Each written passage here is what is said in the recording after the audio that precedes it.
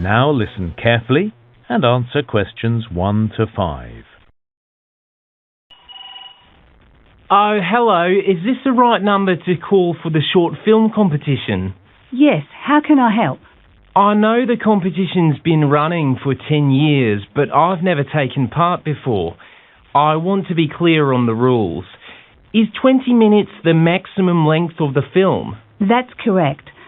So, shall I run through some of the other rules for entry? That'd be great. I'll make some notes. All right, so the deadline for getting the whole film made and sending it in to us is on Wednesday, May the 15th. Oh, really? I thought the submission date was sometime at the end of June, the 30th. That's when the judges announce the winners.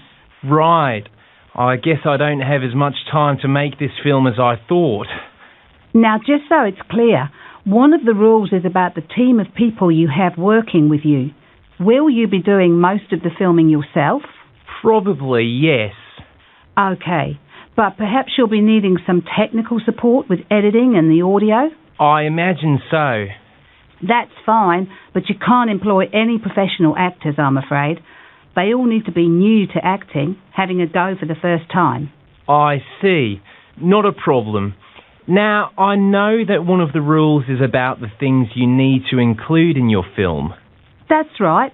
Last year, all films had to include a scene with a broken pair of glasses. What about this year? Well, it's been decided that one of your main characters has to be a child. Or if you prefer, it could be an animal instead, but we have to see them in a number of scenes, okay? All right. I'll have a think about that. I'm not sure which one would be easier to work with. It can certainly be a challenge, but that's what the competition is all about. Now, it's not just our rules you need to think about. You might also need to get permission. Say, for example, if you decided you wanted to add some music to the film. That sounds complicated. I suppose I could use a local band, people I know that would help out. I wouldn't need permission in that case. Good idea. Then you don't need to worry about the legal side of things. All right, that's clearer. Actually, is that right that the film doesn't need to be in English? Yes, because if a film wins the competition in this country, it could end up being part of an international competition. But if you're going to use another language, you've got to provide subtitles, and those do have to be in English and 100% accurate. If they're not, your film won't be accepted in the competition. Seems fair. Before you hear the rest of the conversation, you have some time to look at questions 6 to 10.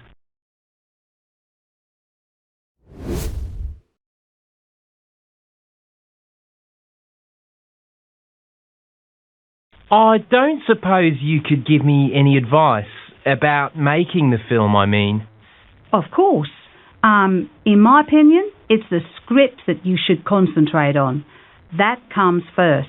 Work out what everyone's going to say and go from there. Okay, thanks for that. And I read somewhere that you shouldn't have too many characters or locations. Yeah, I'd agree with that. I also read that with short films, the judges have their preferences. I mean, they seem to like films with a serious message, like a documentary. I guess I shouldn't do a comedy because not everyone laughs at the same thing. Yes, stay away from that kind of film. A story with a clear beginning, middle and end. That's what the judges look for. I was thinking I could look at some of the films from last year's competition, to give me a better idea of what to do. Yes, you could certainly do that. If you go to our website, have a look at last year's winner. His name was Greg Hislop. How do you spell that last name? Sure, it's Hyslop.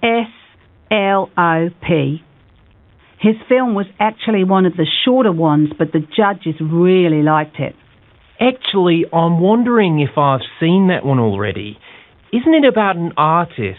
Someone who no one appreciates, but then she ends up selling lots of her paintings. That's right. If you want to have another look, the film is called Imagine. It really holds your attention. Thanks. I'll have another look after this call.